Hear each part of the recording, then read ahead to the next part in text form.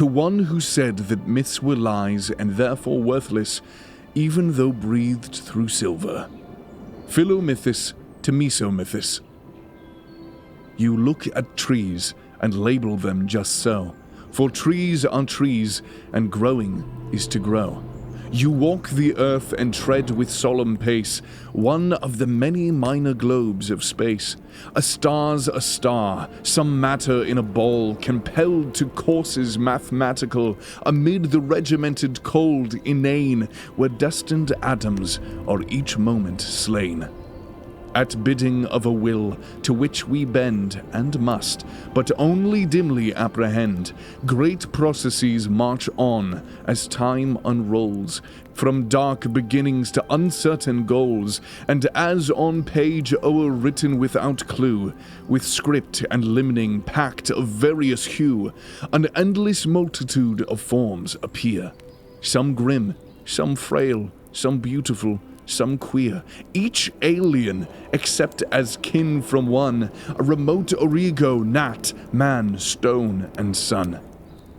God made the petrious rocks, the arboreal trees, Tellurian earth and stellar stars, and these, homuncular men who walk upon the ground, with nerves that tingle touched by light and sound.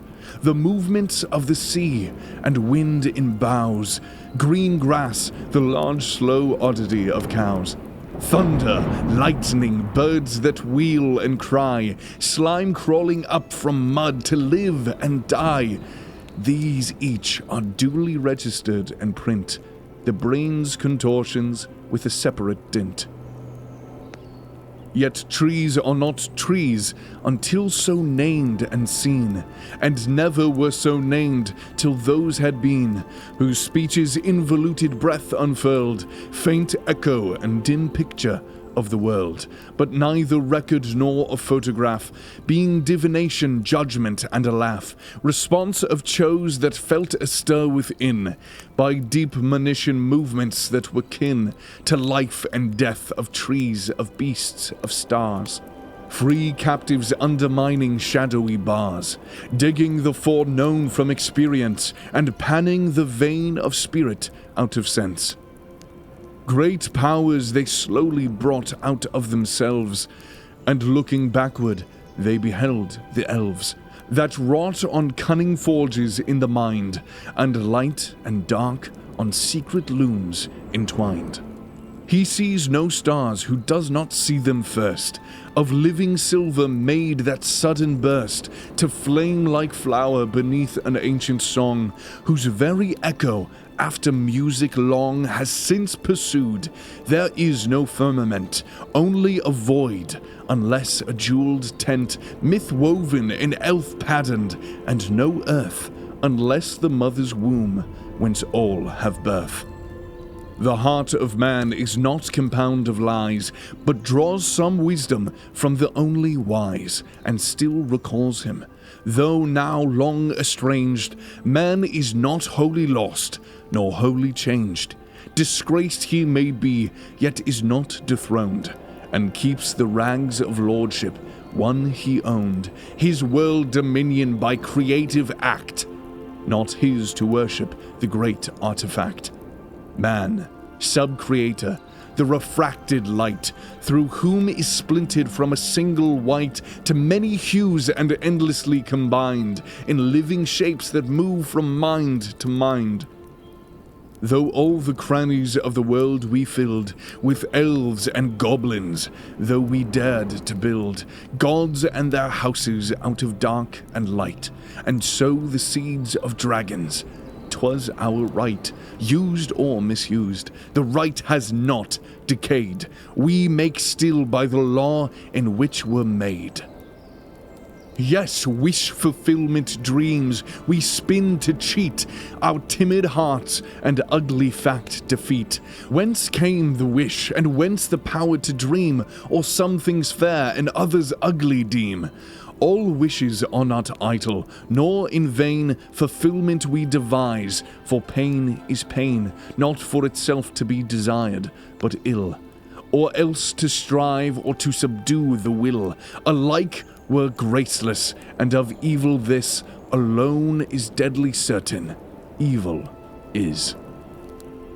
Blessed are the timid hearts that evil hate, that quail in its shadow and yet shut the gate, that seek no parley and in guarded room, though small and bare, upon a clumsy loom, weave tissues gilded by the far-off day, hoped and believed in under shadow's sway. Blessed are the men of Noah's race that build their little arks, though frail and poorly filled, and steer through winds contrary towards a wraith, a rumor of a harbor guessed by faith. Blessed are the legend makers with their rhyme of things not found within recorded time. It is not that they have forgot the night, or bid us flee to organized delight in lotus isles of economic bliss, forswearing souls to gain a Circe kiss, and counterfeit at that machine-produced, bogus seduction of the twice seduced. Such isles they saw afar, and ones more fair, and those that hear them yet may yet beware.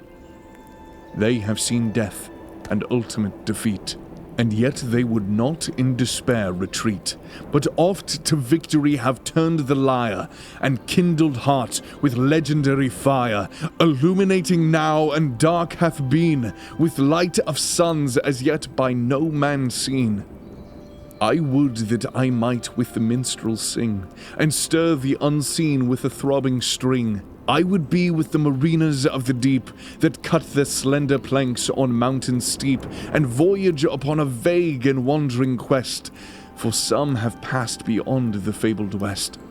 I would with the beleaguered fools be told, that keep an inner fastness wear their gold, impure and scanty, yet they loyally bring to mint in image blurred of distant king, or in fantastic banners weave the sheen, heraldic emblems of a lord unseen. I will not walk with your progressive apes, erect and sapient before them gapes the dark abyss to which their progress tends, if by God's mercy progress ever ends, and does not ceaselessly revolve the same unfruitful course with changing of a name. I will not treat your dusty path and flat, denoting this and that by this and chat, your world immutable wherein no part the little maker has with maker's art. I bow not before the iron crown, nor cast my own small golden scepter down. In paradise perchance the eye may stray from gazing upon everlasting day, to see the day illumined and renew from mirrored truth the likeness of the true. Then looking on the blessed land 'twill see that all is as it is, and yet made free. Salvation changes not, nor yet destroys, garden nor gardener, children nor their toys.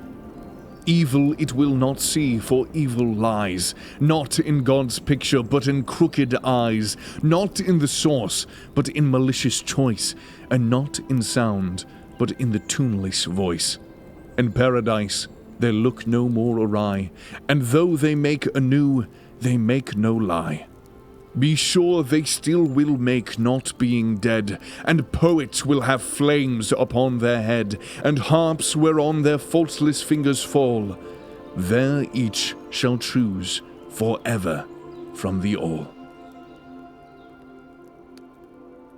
This has been an unabridged reading of Mythopoeia by J.R.R Tolkien, read for you by James Victor, produced by Woad Audio. I hope that you've enjoyed.